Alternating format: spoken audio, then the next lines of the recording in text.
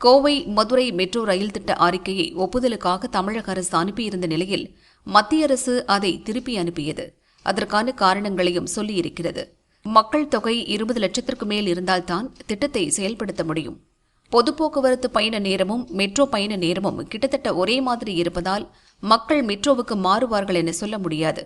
போதிய இடவசதி இல்லாததால் அதிகமான தனியார் கட்டிடங்களை இடிக்க வேண்டியிருக்கும். அதனால் செலவு அதிகமாகும்.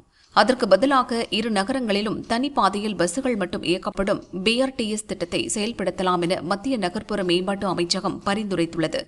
மத்திய அரசு மெட்ரோ ரயிலை நிராகரித்துவிட்டதாக முதல்வர் ஸ்டாலின் குறை கூறினார். தமிழக மக்கள் பாரதிய ஜனதாவை நிராகரிப்பதால் பழி வாங்குகிறார்கள். பாரதிய ஜனதா ஆளும் சிறிய 2ஆம் நிலை மாநகரங்களுக்கு கூட மெட்ரோ ரயிலுக்கு ஒப்புதல் அளித்தனர். எதிர்க்கட்சிகளின் மாநிலங்களை புறக்கணிப்பது சரியல்ல என ஸ்டாலின் கூறியிருந்தார். இதற்கு தமிழக பாரதிய ஜனதா பதிலளித்துள்ளது.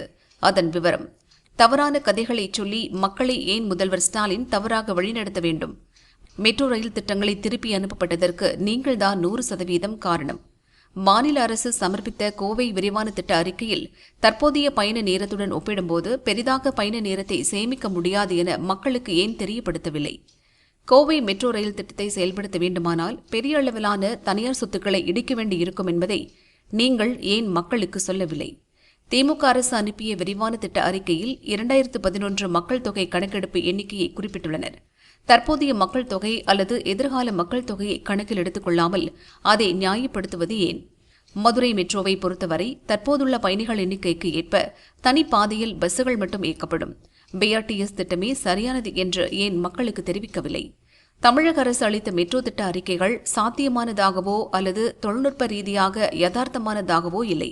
அவசர கதியிலும் அரசியல் பிளவை ஏற்படுத்தும் நோக்கத்துடனும் உருவாக்கப்பட்டது. பொய் சொல்வதை நிறுத்துங்கள் முதல்வரே.